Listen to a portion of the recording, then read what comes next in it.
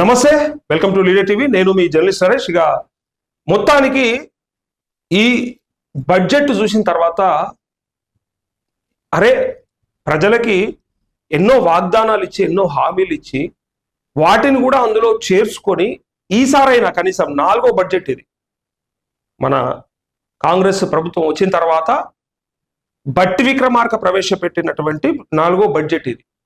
ఈ 2.5 ఏళ్ళల్లో ఈ 2.5 ఏళ్ళల్లో ఏమిచ్చిండ్రయ్యా ప్రజలకు అంటే పెద్ద గుండు సున్నా. వీళ్ళు చెప్తారు కదా గాడిద గుడ్డు అని.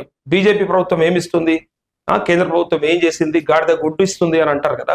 వీళ్ళు ఆ గాడిద గుడ్డును కూడా ఎత్తుకపోయారు ఈ దొంగలు. నిజంగా చెప్పాలంటే ఆ గాడిద గుడ్డు కూడా లేకుండా చేసిర్రు. అన్నిటికీ మొండి చెయ్యి చూపెట్టారు. ఇలా చెయ్యి అభయాస్తం కాదు, అది మొండి చెయ్యి అని ఇలా ప్రజలు అనుకునేటట్టుగా కనిపిస్తా ఉంది వాళ్ళ కేటాయింపులను బట్టి. ఒక్కసారికి చూడండి, ఇగో 3వ మొండి చెయ్యి నిండా ముంచిన కాంగ్రెస్ బడ్జెట్ చూసిరా. 3వ కూడా మొండి చెయ్యి చూపించింది. ఇక్కడ ఎక్కడెక్కడ మోసం జరిగిందో ఒకసారి మీకు చెప్తా. మహిళలకు మహామోసం. మహిళలకైతే అక్క చెల్లెమ్మలు, అమ్మలక్కలు, అవ్వలు మీ అందరికీ 2,500 రూపాయల పెన్షన్ ఇస్తా, రాష్ట్రంలో ఉన్నటువంటి ప్రతి మహిళకు 2,500 రూపాయల పింఛన్ ఇస్తా అని చెప్పాడు పెద్ద మనిషి. ఇగో ఏం చేసాడు, దానికి 0 చూపించాడు. ఆ పథకానికి కేటాయింపు ఒక్క పైసా కూడా పెట్టలేదు. అంటే అది రాదు, అర్థమైంది కదా, అది రాదు అని అంటా ఉన్నారు. తులం బంగారం చూడురి, కళ్యాణ లక్ష్మి చెక్కుతో పాటు తులం బంగారం ఖచ్చితంగా ఇస్తాం. కేసీఆర్ 1,16,000 చెక్ ఇస్తేనే దాన్ని గొప్ప చెప్పారు కదా, మేము దాంతో పాటు ఒక తులం బంగారం యాడ్ చేసి ఇస్తాము, ఎట్టి పరిస్థితులలో మాకు ఓటేస్తే మీకు చెక్కుతో.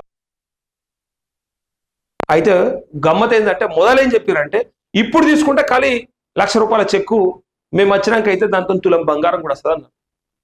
ఏడవైంది తులం బంగారం, ఎందుకు వస్తలేదు అని అడిగితే మాతోని కాదు అని ఉన్నది ఉన్నట్టుగా కుండ బద్దలు కొట్టినట్టుగా స్పష్టంగా చెప్పారు. మాకు చేత కాదు, మేము ఇయ్యలేము, ఇయ్యాల దాని ధర ఎక్కడో ఉన్నది. ఎవడు చెప్పమన్నాడు మిమ్మల్ని? ఓట్ల కోసానిక ఇట్లా మోసం చేస్తారు మహిళల్ని. ఇగో గుండు 0 చూసారు కదా. ఆ పథకం కూడా 0 పెట్టారు. విద్యార్థినులకు స్కూటీలు.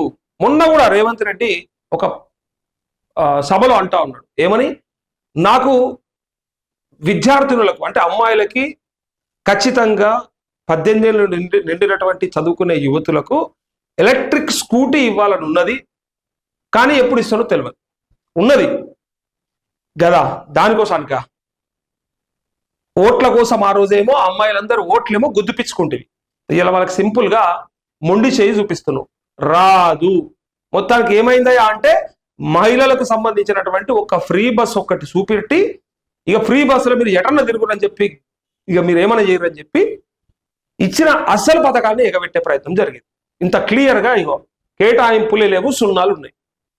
అంటే కేటాయింపులు చేసినవే అరకొరగా ఖర్చు పెట్టేటువంటి పరిస్థితిలో ఉన్న మన రాష్ట్ర ప్రభుత్వం, మన రాష్ట్ర ఖజానా ఇలా కేటాయింపులు లేని వాటిలో ఏమన్నా అవకాశం ఉందా అంటే 0, ఏమీ లేదు.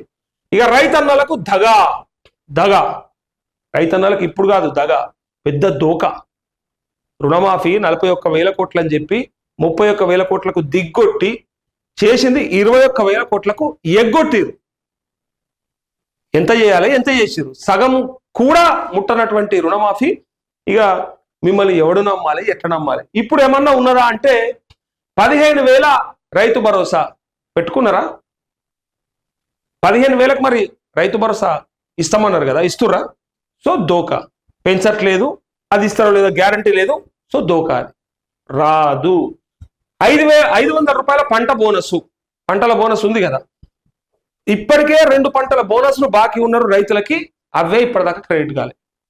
ఇక ఇప్పుడేమన్నా ఈ పంటకేమన్నా వస్తుందా అంటే దాంట్లో దోకా పెట్టలేదు. కౌలు రైతులకు, రైతు కూలీలకి చెప్పిర్రు రాయలు, అబ్బో ఇక చెప్పిర్రు, వాళ్ళకి వస్తుంది, వీళ్ళకి వస్తుంది, వీళ్ళకి వచ్చేది వాళ్ళకి రాదు, వాళ్ళకి వచ్చేది వీళ్ళకి రాదు, ఎవరిని వాళ్ళకే వస్తుంది, ఎవరైనా కంగారు పడాల్సిన పని లేదు అని చెప్పి చివరికి కౌలు రైతులకు, రైతు కూలీలకు దోకా. ఇందిరమ్మ ఆత్మీయ భరోసా రైతు కూలీలు అంటే కౌలు రైతులకు ఇస్తామన్నారు కదా, ఏడవైంది మరి కౌలు రైతులది అని ఇలా వాళ్ళు కూడా అడుగుతా ఉన్నారు. ఇక విద్యార్థి యువతకు దోకా, ఈ విద్యార్థుల కోసానికి అయితే ఎంత మాట్లాడినా తక్కువ. ఈ రాష్ట్రంలో 30 లక్షల మంది విద్యార్థుల్ని ఆగం చేసాడు కేసీఆర్. మేము వస్తే అందరికీ ఉపాధి కల్పిస్తాం, ఉద్యోగాలు ఇస్తాం, జాబ్ నోటిఫికేషన్లు ఇస్తాం, పైగా 2 లక్షల ఉద్యోగాలు, ప్రభుత్వ ఉద్యోగాలు ఏకకాలంలో సంవత్సరం లోపే ఫిల్ చేస్తామని చెప్పినటువంటి దుర్మార్గులు ఇలా పత్తా లేరు. బీఆర్ఎస్ చెప్తుంది కానీ 10,000 ఉద్యోగాలు మాత్రమే వాళ్ళు వేసారు, మిగిలిన 43,000 ఉద్యోగాలు మా హయాంలో మేమిచ్చిన నోటిఫికేషన్లవే అని వాళ్ళు అంటా ఉన్నారు. ఇప్పుడు చెప్పుండ్రి అసలు వీళ్ళు ఏం చేసినట్టు? 1,50,000 ఉద్యోగాలు ఎక్కడున్నాయి తాత అని అడుగుతా ఉన్నారు విద్యార్థులు. పైగా ఇంకేం చేసిరు చూడు, సరూర్ నగర్ స్టేడియంలో చెప్పించారు, ఈడగదు ఆడగాదు, సరూర్ నగర్ స్టేడియంలో ప్రియాంక గాంధీతో చెప్పించారు 4,000 రూపాయల నిరుద్యోగ భృతి ఇస్తామని చెప్పారు. ఎగవేత కోత, 2 లక్షల ఉద్యోగాలు పత్తా లేవు, 5 లక్షల విద్యా భరోసా కార్డు అడ్రస్ లేదు, అది కూడా ఎగవేతనే, అది కూడా ఆగమే. 10 ఇంటర్ డిగ్రీ విద్యార్థులకు ఎగవేత. ఏమిచ్చిర్రు? ఏమన్నా ఇలా? సో విద్యార్థి యువతకు కూడా మోసమే, మహిళలకు మోసం, ఇటు విద్యార్థి యువతకు మోసం, రైతులకు మోసం. ఇక మిగిలింది ఎవరయ్యా అంటే సబ్బండ వర్గాలకు ద్రోహం. ఇదైతే పెద్ద బ్లఫ్. 42% రిజర్వేషన్. భూమి తిరమరైనా సూర్యుడు అటు నుంచి ఇటు పొడిచినా ఇటు నుంచి అటైనా అని చెప్పాడు రేవంత్ రెడ్డి. పెద్ద పెద్ద మాటలు చెప్పిండు. ఏమని? ఖచ్చితంగా 42% రిజర్వేషన్ సాధించి తీరుతాం, ఇక్కడ రాష్ట్రంలో బీసీలకు పెద్దపీట వేస్తాం, పైగా వాళ్ళందరి నుంచి ప్రజాప్రతినిధులని మనం ఎక్కువ మందిని చేసుకునేలాగా ప్రయత్నం చేద్దామని చెప్పిండు. ఎక్కడ పోయింది వాళ్ళకి మరి? ఇగో బీసీలకు 1,00,000 కోట్లు మోసం, 5 ఏళ్లలో 1,00,000 కోట్లు ఖర్చు పెడతామన్నారు. మీ అందరికీ తెలుసు, మనం గతంలో మేనిఫెస్టో చూపించినాం, బీసీ డిక్లరేషన్ లో ఉన్నటువంటి ఆ కార్డు కూడా చూపించినాం. అక్కడ కూడా సంవత్సరానికి 20,000 కోట్ల చొప్పున 5 ఏళ్లలో 1,00,000 కోట్లు ఖర్చు పెడతామని చెప్పారు. పైసలను పెట్టాలి కదా, రిజర్వేషన్లు ఇవ్వలేకపోతున్నారు. కేంద్ర ప్రభుత్వం మీకు సపోర్ట్ చేస్తలేదు అనుకుందాం, రాహుల్ గాంధీ ప్రధానమంత్రి అయినాకనే చేస్తారు అని అనుకుందాం. కాకపోతే కనీసం మరి బడ్జెట్లన్నా కేటాయింపులు జరపాలి కదా.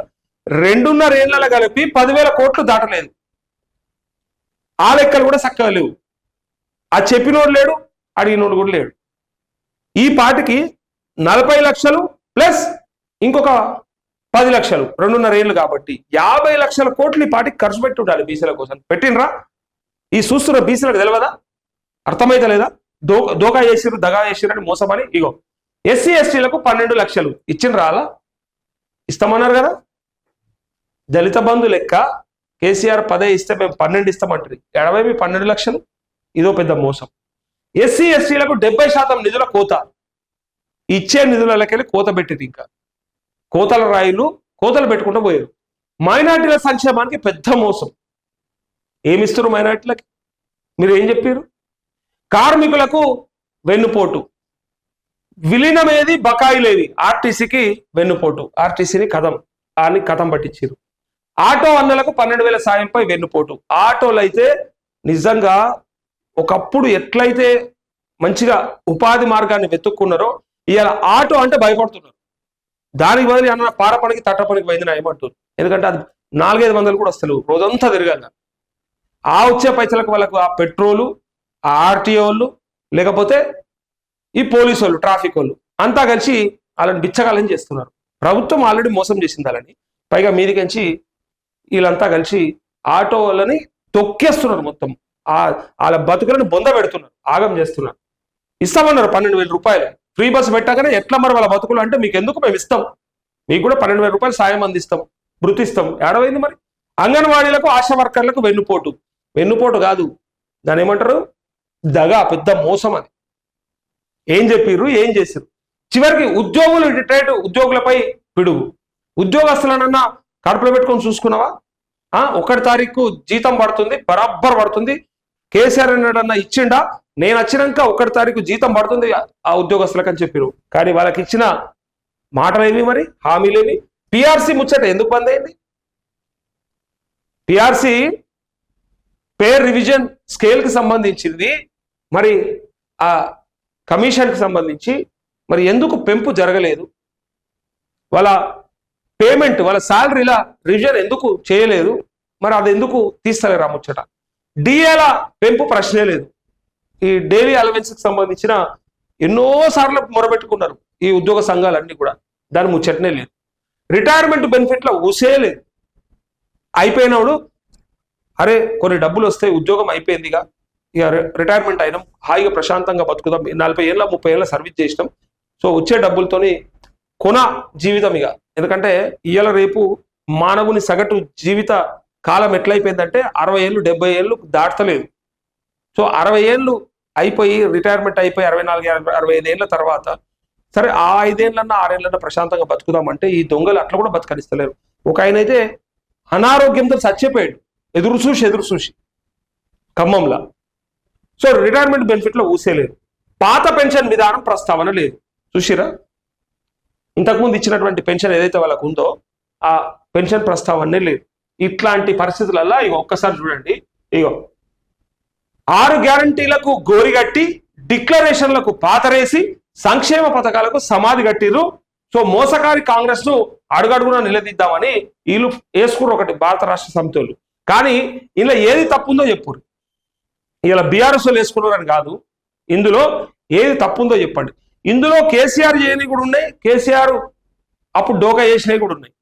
ఎందుకంటే వీళ్ళు 2 లక్షల రుణమాఫీ అని ఇక్కడ రైతుల గురించి సరే ఇలా ప్రేమ ఒలగబోస్తున్నారు, ఓకే, కానీ రైతు భరోసా కరెక్టే ఇచ్చారు కదా అంటారు. అన్నట్టు ప్రేమ ఒలగబోస్తున్నారు. ఆనాడు రుణమాఫీ ఇవ్వకపోతే అంటే ఇక వాళ్ళు చేసిన తప్పులు వాళ్ళే ఉన్నాయి. ఇప్పుడు వీళ్ళు ఇంతకంటే ఎక్కువ చేస్తున్నారు కాబట్టి పెద్ద గీత చిన్న గీత లెక్క అయిపోయింది. అది పరిస్థితి.